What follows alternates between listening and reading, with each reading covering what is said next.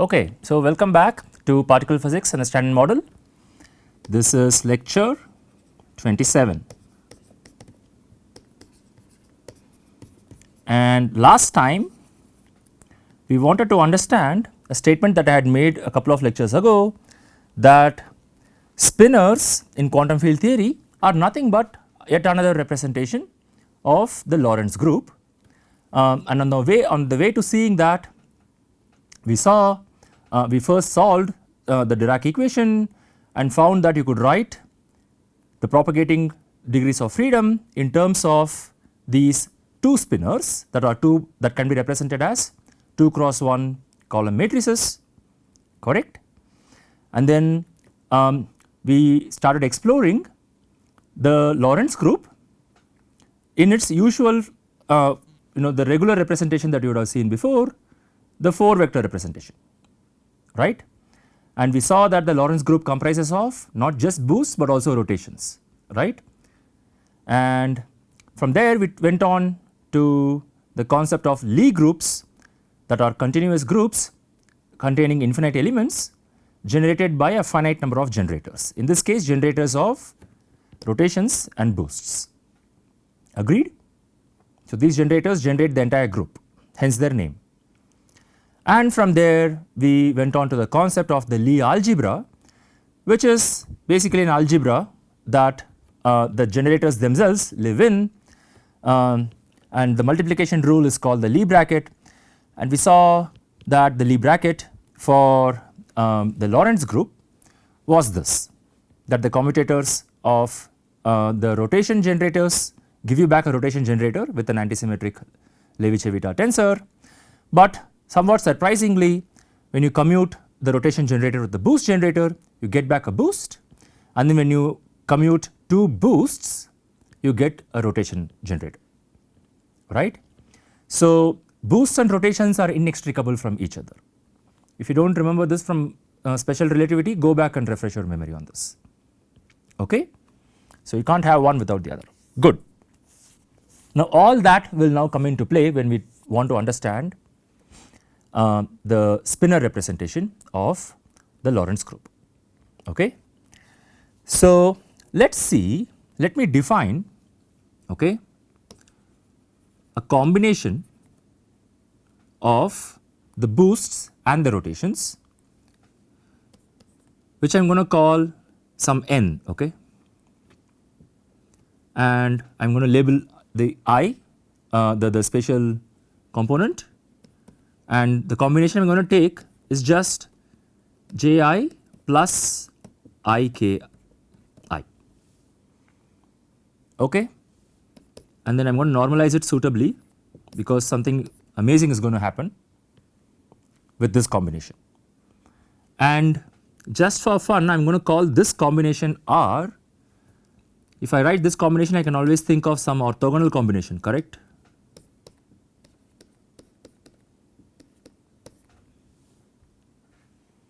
And that is this, right?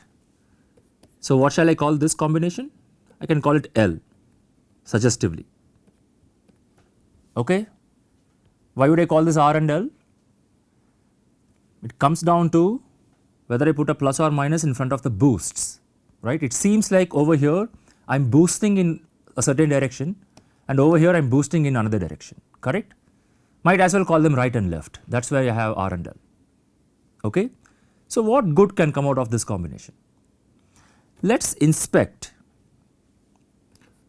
what these commutators would give you. If I take, there are 3 combinations of commutators I can think of, right, RR, LL and RL. So let us see what happens, okay.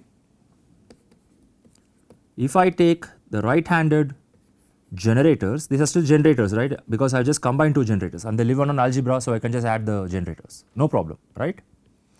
What do I get here? Take a look at this set and write it down. So the J and the J commute, the J and the Ji and the Ja will give you a Jk with an epsilon ijk, and then what happens? The J and the K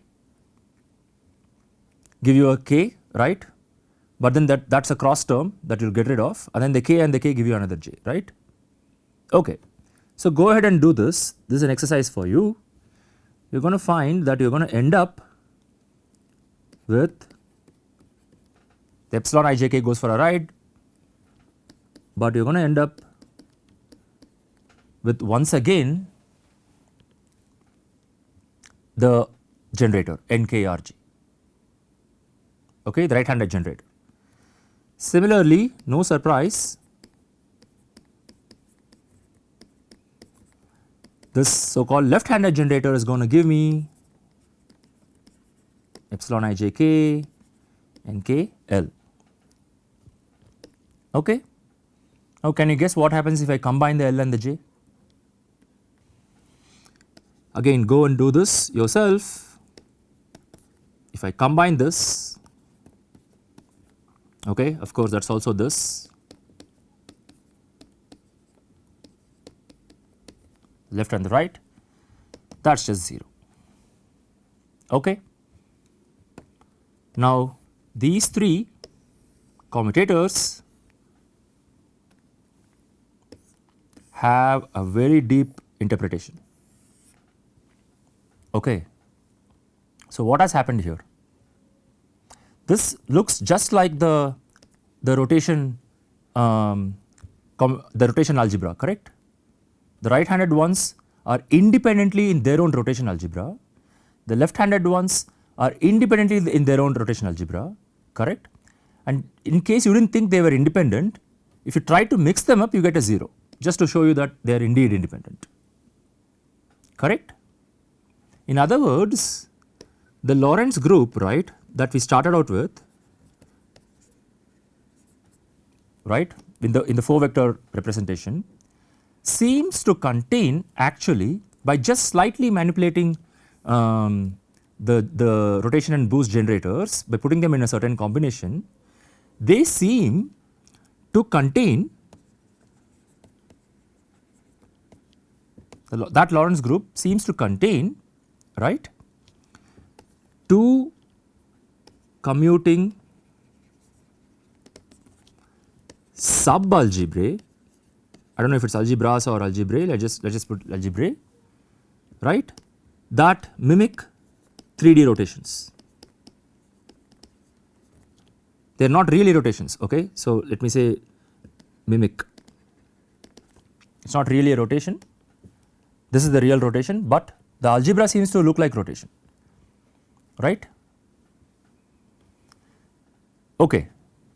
Now that tells you that the group, it seems like we have broken down the Lorentz group, okay, into, let me first write it this way, then I will write the correct way to write it, okay. We seem to have broken down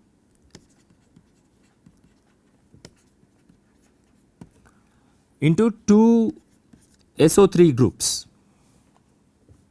okay, SO3, I am going to put that in quotes, but no, it is not really SO3. Why? Because you know, I have a J, I mean I have an I sitting here, right, Ji plus I Ki. So this is not a, these are not real generators, correct. So if it is not SO3, what could it be? Remember when we dealt with spinors in quantum mechanics, we said that the spinors, you know, the 2 spinors in quantum mechanics now, right, when we did rotations on them, right, we had to apply a 2 by 2 matrix, and that 2 by 2 matrix turned out to be unitary, correct. And then we said that the spinor rotation, right, happened, those transformations happen in an SU2 group that represents rotations in real space, correct. All those rotation matrices comprised of 2 by 2 unitary matrices, right, that also had determinant 1 with determinant of U1. Remember all this? That is what this is again, okay.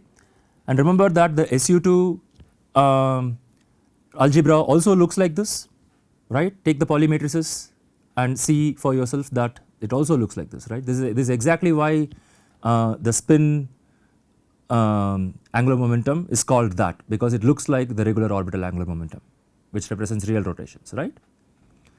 Okay. So, what I am trying to say here is that this is not actually broken down to two SO3s, it is the cousin of SO3. Remember SO3 I once wrote, it is like SU2, right? Or I can even write it with capital letters which actually represent the groups, right?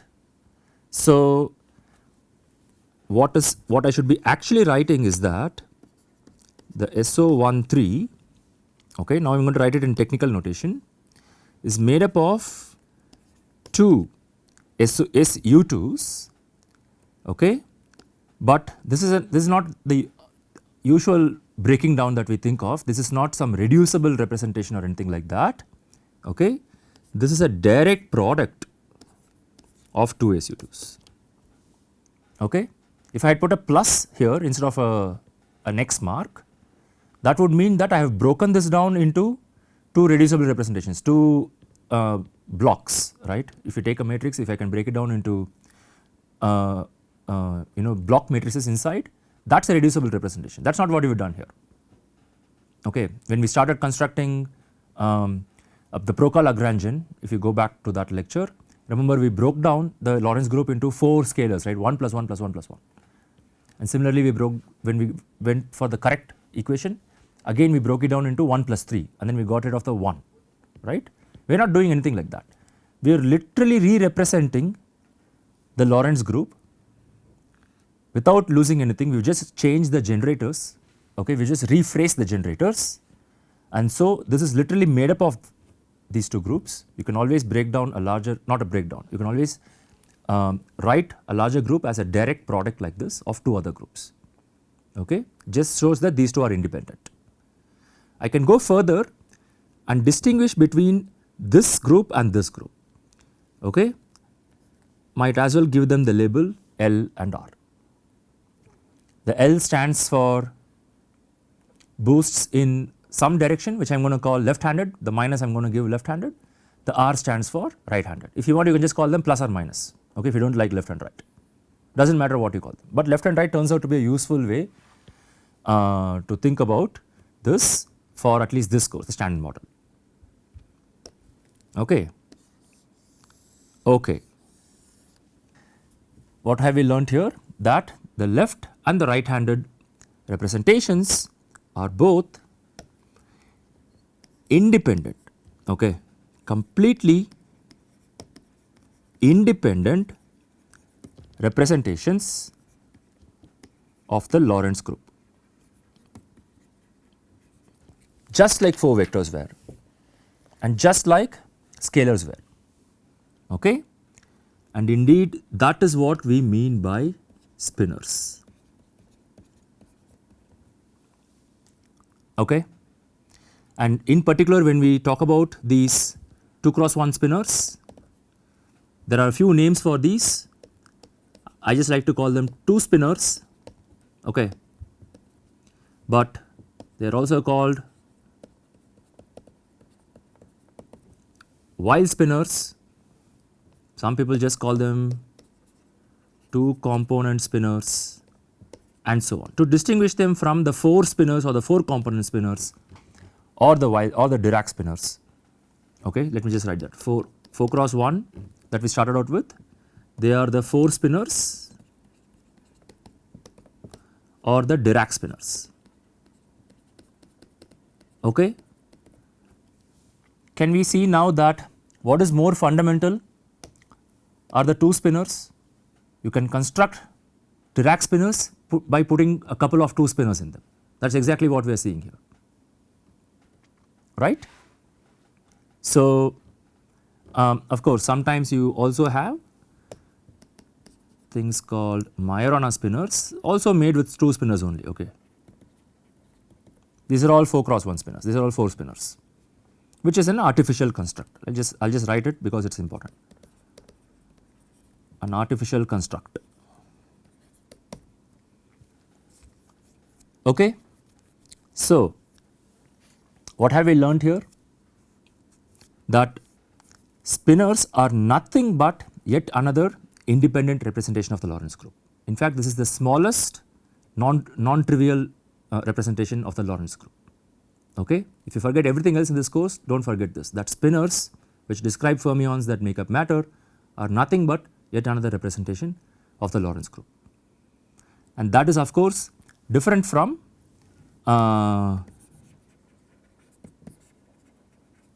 what we call spinors in quantum mechanics, right, where that is just something transforming under rotations. It is just something that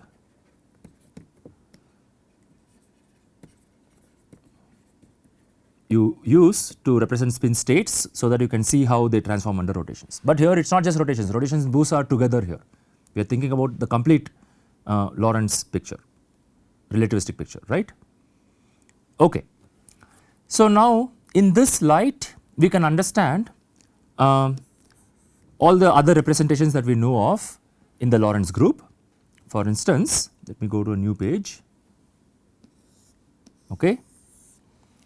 In this light, okay, let me once again rewrite this.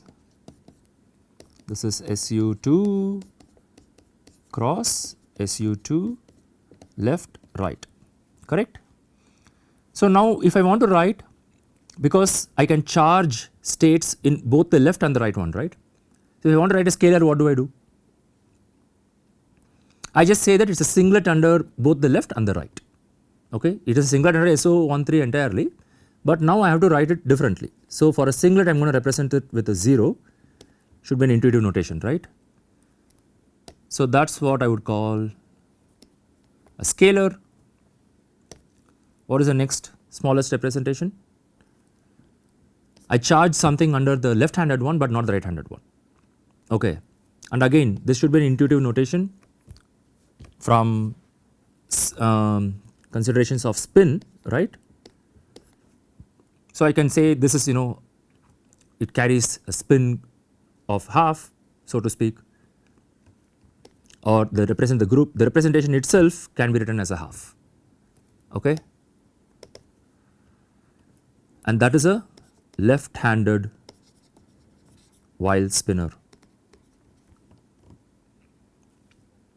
okay. What is another equivalent I can write? I can of course write a right handed Weil spinor.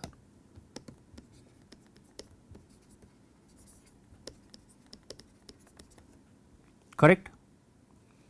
Now what about vectors? How do I represent a vector now?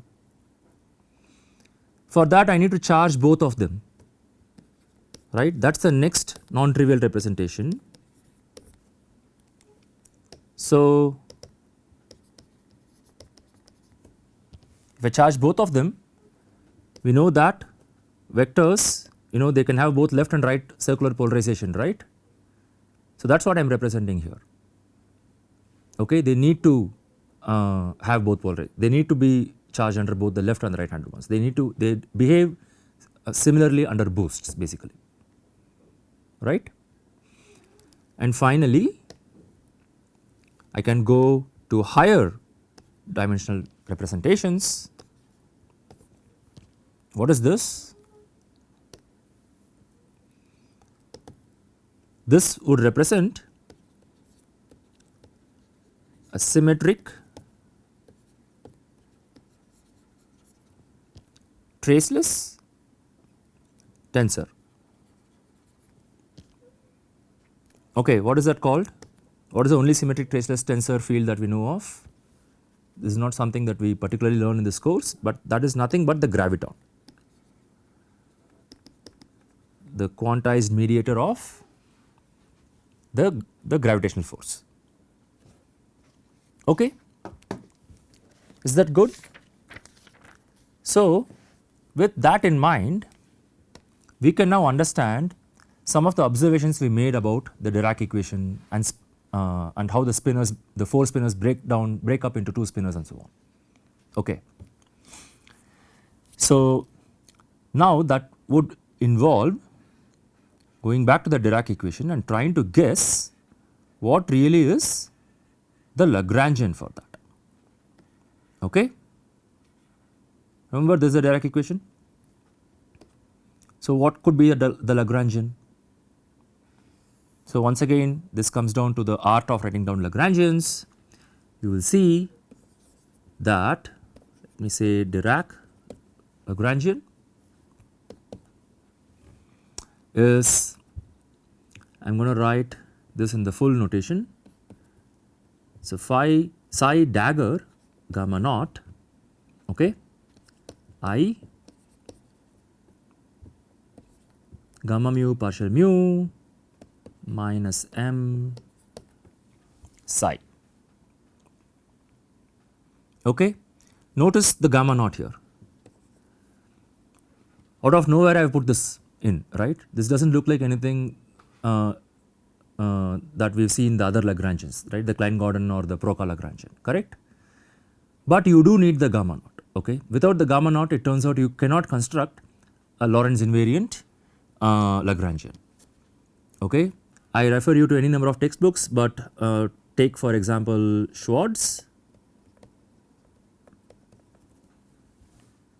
okay, Schwartz's QFT textbook, where you can see that when spinors are involved you need the gamma naught to get Lorentz invariance in the Lagrangian. Okay. So sometimes people, in fact most times people write this as, this becomes a little confusing if you are not used to it, they put a psi bar,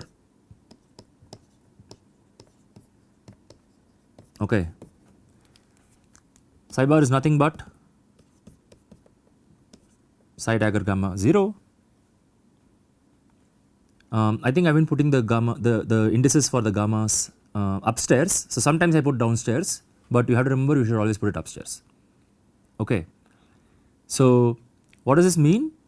If psi is written as psi a psi b, then psi bar is what?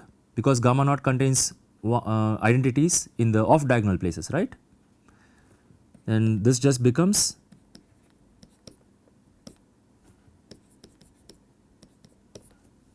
that. Agreed? Okay, good. So now we are going to expand this into two spinors, because that is when we will really see what the physics is. Okay, so I am going to expand using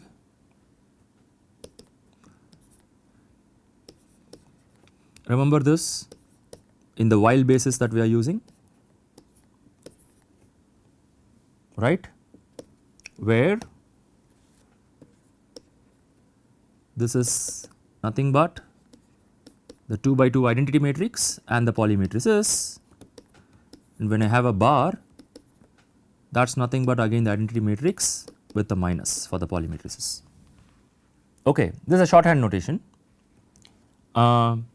So we can now use this in the Dirac Lagrangian, and I am going to expand this in terms of two spinors, which I can do because these are all in block diagonal form, right. That is the beauty of this.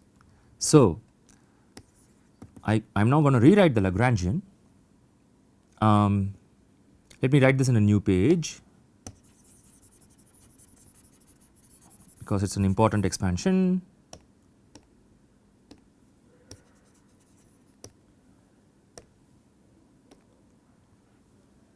Okay. So the Lagrangian in two spinor form is using psi a and psi b only as my two spinors.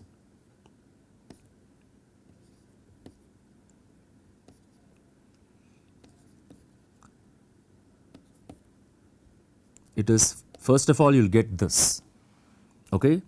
The psi a and the psi a are thankfully in the same term, and this is indeed the kinetic term, right, it has a derivative, correct. So this is what gives you the momentum of the field in the equation of motion, and similarly this psi b also independently picks up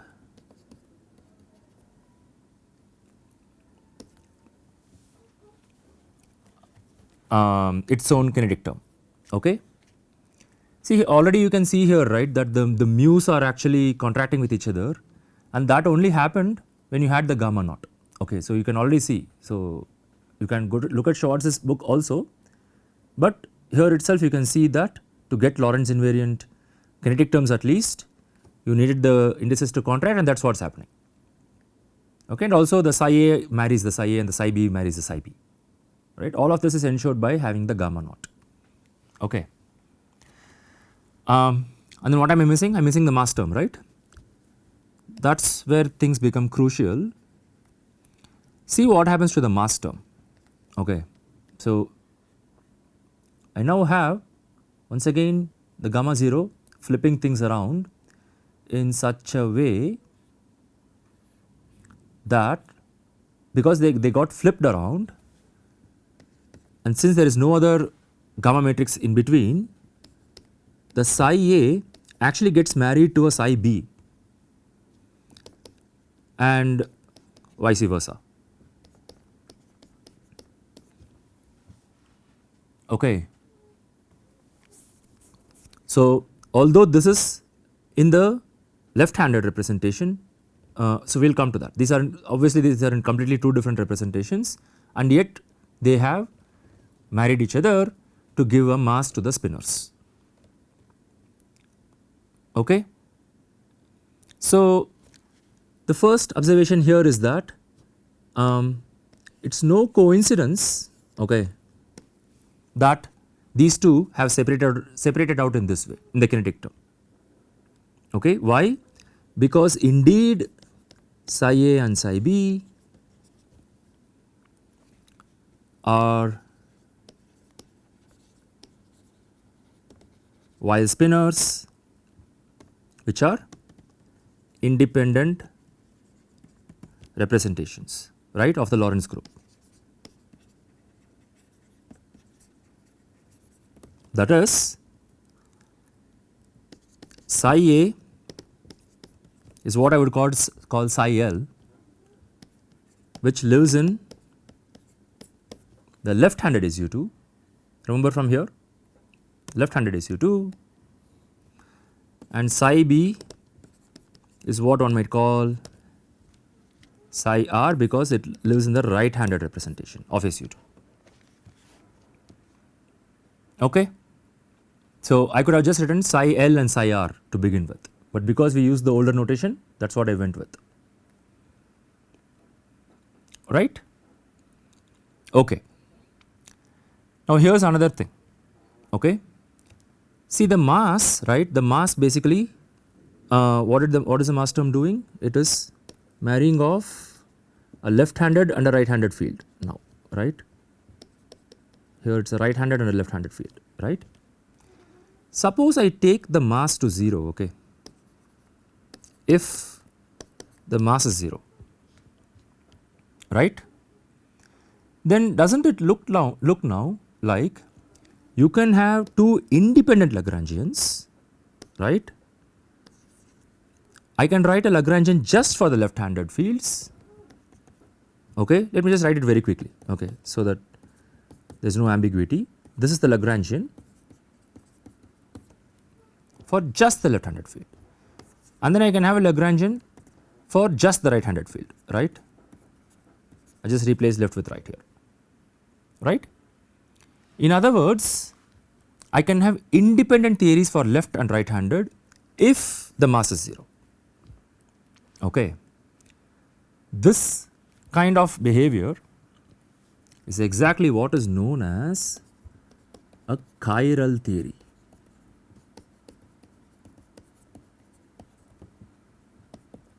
Okay. Why chiral? Chiral means hand. So one hand is independent of the other hand in this case. Okay. So what is one consequence of this? If the fermions have no mass, okay, suppose I am working in a theory where the fermions have no mass, since the left and the right handed spinors are independent, it is completely up to me to charge the left handed states and not charge the right handed states under some force. Okay. and or vice versa. I can charge just the right handed states and not the left handed states. Okay. Let me write that down.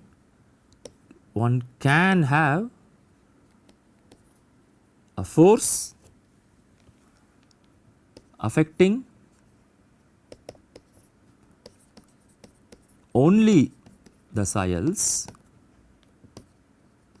and not the psi R's.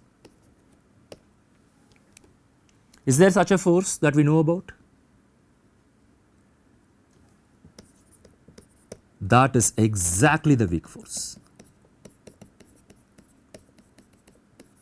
Remember, we kept saying in the beginning stages of the course that the weak force maximally violates parity, right? I kept saying that if you look at the weak force, the weak interactions in a point mirror, it just vanishes like a vampire, right? So this is where this whole notion comes from, because it turns out that when you write down the weak force before symmetry breaking, the fermions are massless actually. Okay, we will see how to get mass, that is a different question. Okay, the fermions are massless, and so it is completely okay to charge the left handed spinors and not charge the right handed spinors under some force, under some gauge group, and that is exactly the route that nature has taken. Okay. Now seen in this light, the fact that nature violates parity in the weak interactions is actually not a mystery, right? It is totally possible, and nature has taken exactly the course that has been allowed, right. Of course, you can argue that why did nature take this course, it is allowed, but then why could not nature charge both of them. So in that sense some psychological discomfort persists, but nevertheless you see that it is completely natural also that you can if you can violate parity maximally, because you can just charge one representation of the Lorentz group. Why should you charge every representation, right? Good. So I will wrap up here, and then in the next class we will see how more symmetries such as gauge invariances help us in constructing the standard model. Okay. So thank you, see you in the next class.